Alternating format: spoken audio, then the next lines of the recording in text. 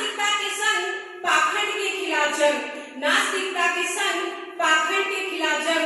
तंग होंगे देशद्रोही जब संविधान बदलेगा अपना रंग, तंग होंगे देशद्रोही जब संविधान बदलेगा अपना रंग।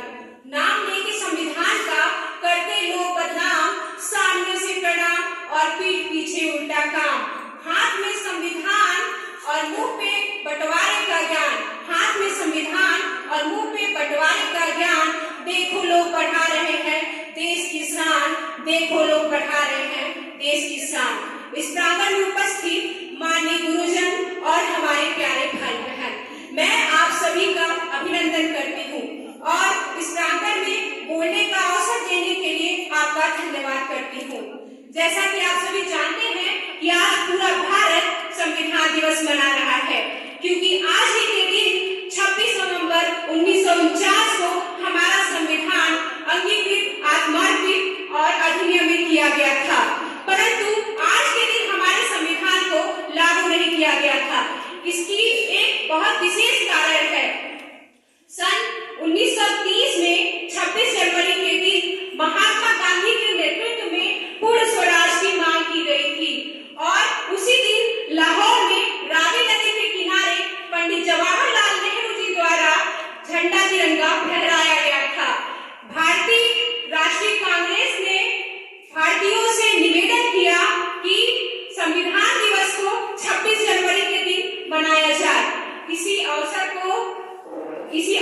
को हमेशा यादगार बनाने के लिए 26 जनवरी 1950 को संविधान दिवस मनाया गया। उसी दिन भारत एक गणराज्य भी बना।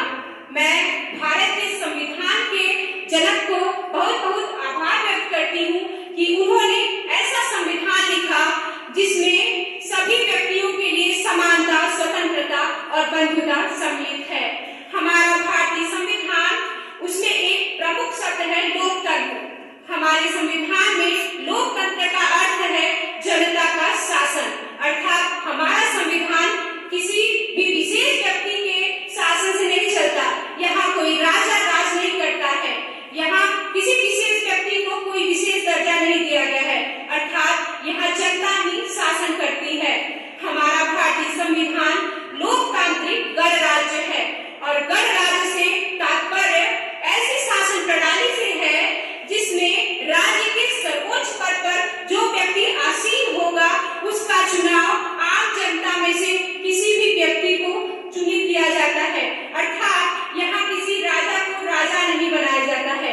यहाँ आम जनता में से कोई भी व्यक्ति शासक नियुक्त की जा सकती है।